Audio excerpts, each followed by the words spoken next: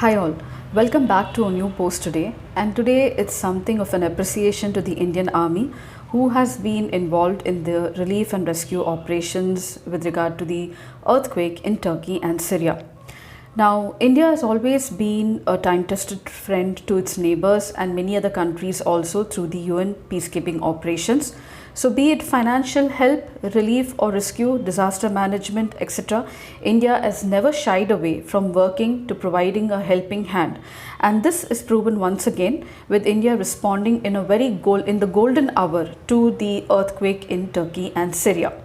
So Indian Army's medical team was back from the quake-hit Turkey, and Prime Minister Narendra Modi hailed their operations with regard to the NDRF and the relief and rescue that has been done in Turkey. India was all praises even with the Turkey people, so they were calling India the trusted friend of Turkey. And so let me tell you that it was during the earthquake immediately that India launched Operation Dost for relief and rescue in Turkey and Syria.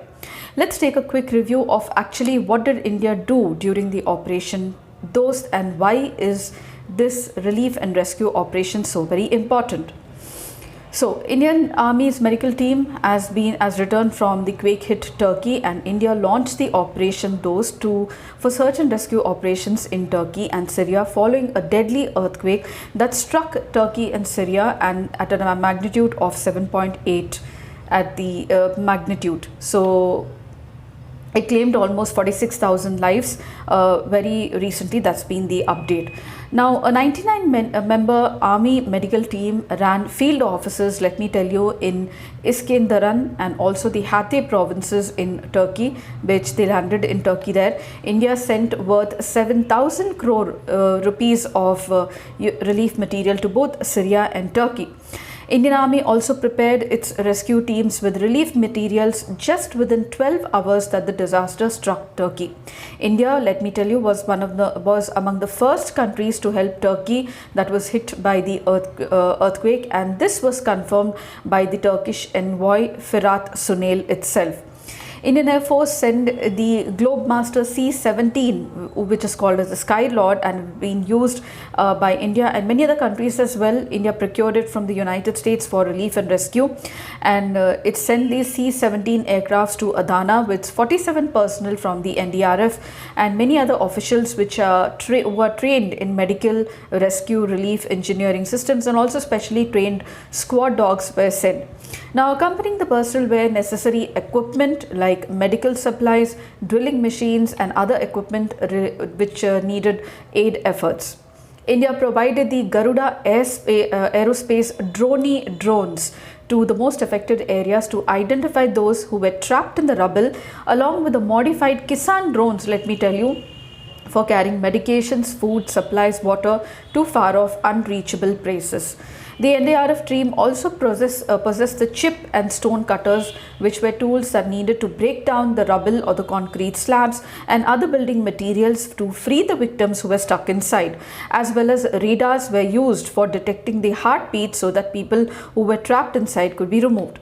Let me tell you, on February 7, 2023, that's this month itself, earlier, IAF sent 2 more aircrafts of C-17 to Turkey, and these 2 flights contained a lot of relief supplies like a mobile hospital, specialized search and rescue teams along with NDRF personnel, and an Agra-based army field hospital dispatching 89 medical staff. Now, the medical team included like critical care specialists, general physicians with access to X-ray machines, ventilators, oxygen supply, oxygen generation plant, cardiac monitors, associated equipment to set up a 30-bedded medical facility on the land there. And on February 9th, India sent again another 6 aircraft, C-17 Global Masters military cargo planes to assist the country's rescue efforts further. The 7th flight arrived again in Turkey, that is Adana, on February 7th, on February 12th, and this flight carried medical equipment like patient monitors, ECG machines, it carried food, blankets, etc., medicines, masks, and also carried disaster relief material and supplies for the rescue teams on the ground. So apart from the people there who were affected, material was also taken for the rescue team that were going there to help the people in Turkey and Syria. In addition to supplies delivered by the aircraft, India also used a very new technology system known as Sanchar. Now this was developed by the Indian Army, and it is a network independent tracking and messaging system that can help to track both the team members and also assets that they operate in the quake hit areas. So in Syria, this was about Turkey, but in Syria, tons of emergency material in the same way like Turkey was sent to Syria in the Damascus airport, and on February 12th the 7th IAF flight landed in Damascus, which was received by the dignitaries there, and it contained 23 tons of relief material like gensets, generation sets, generators, solar lamps, emergency and critical care medicines, and disaster relief consumables. PM hailed the teams which were involved in the rescue and relief operations and said that India has only strengthened its identity in the last few years as a country of self-sufficiency, but also selflessly helping other countries who are in need.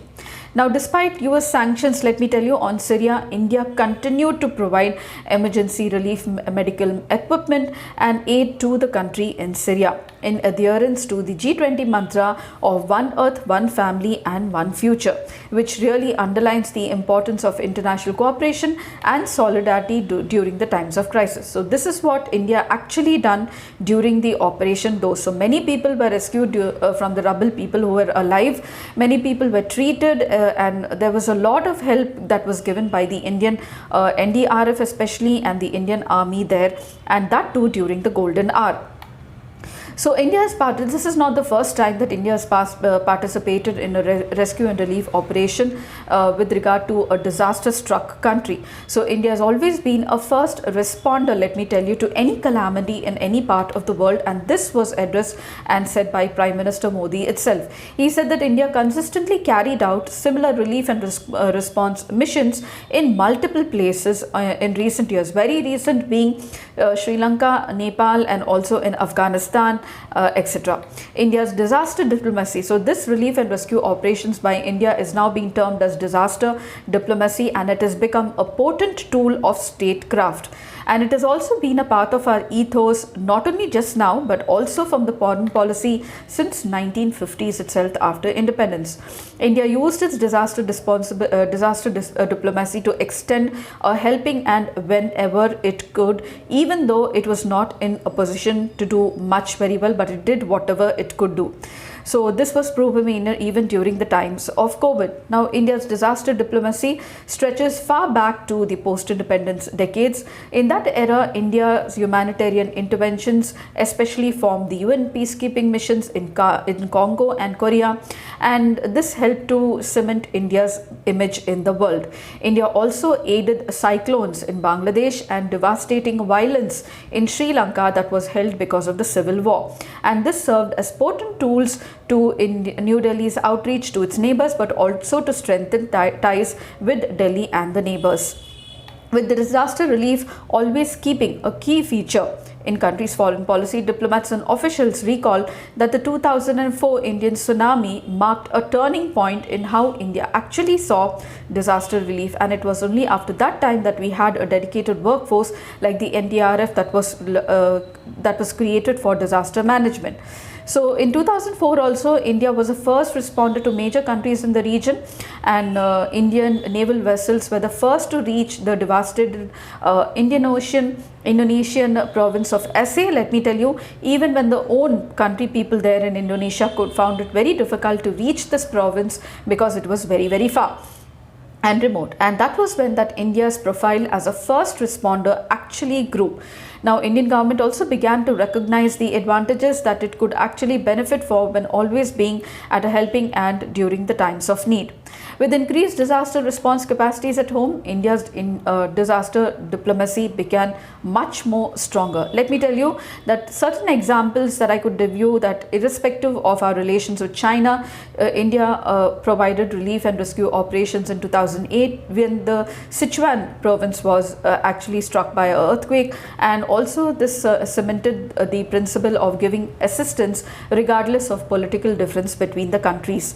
Nepal earthquake in 2015 is another very good example where India launched Operation Maitri, and very recently when Afghanistan was in crisis, India launched Operation Devi Shakti to evacuate people from Afghanistan. And very recently, just few months before, India stretched out a helping hand before Turkey's disaster to Sri Lanka during the economic crisis by providing not only a guarantee for the loans at the IMF, but also providing food stuff, etc., whatever was need for the people because of the high prices that were experienced there.